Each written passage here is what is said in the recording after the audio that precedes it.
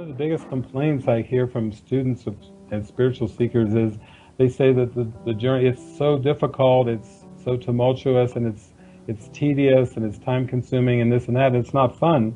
So I said, well, what if you could use movies in a way that would be not entertainment, but would really be insightful, like major insightful. Yeah. You know, you got to go with where your passion is. You got to go with where your fun is, your pizzazz, your joy. You know, if your spiritual journey seems like so many rituals, and okay, I got to do my spiritual practice now before I get on with my day.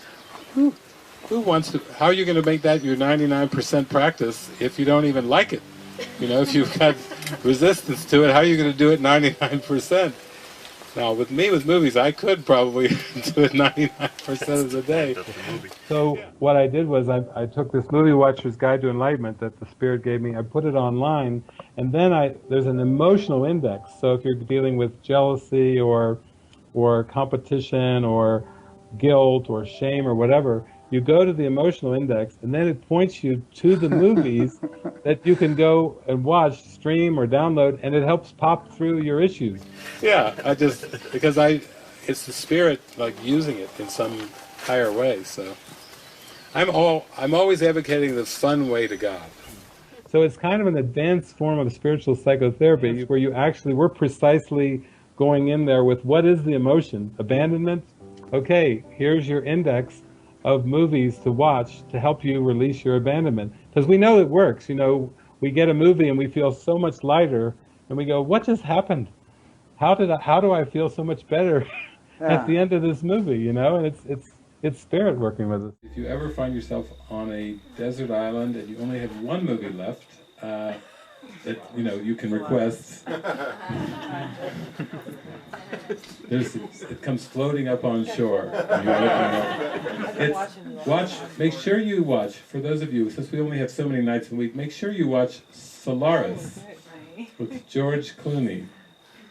And this movie, I mean, Solaris is. Solar is really light is, which is really a way of saying God is. That's really what the movie's about. And to just give you a brief thing, it's like the law of as you sow, so shall you reap, and karma, and what you give is what you get. It's basically, as you get close to this planet Solaris, then all of your thoughts become manifest. So like on Earth time, everything is kind of slow. Everything keeps coming around again, like the Carly Simon song, but it seems to take a lot of time. And it can seem to take a long time, but these patterns repeat in very slow ways. You get to face these same patterns over and over very slowly. With Solaris, everything speeds up. And so the George Clooney character, which is interesting, his name is Chris, which is one letter short of Christ, has got to go through his ultimate forgiveness lesson and learn how to forgive the whole cosmos, and he does.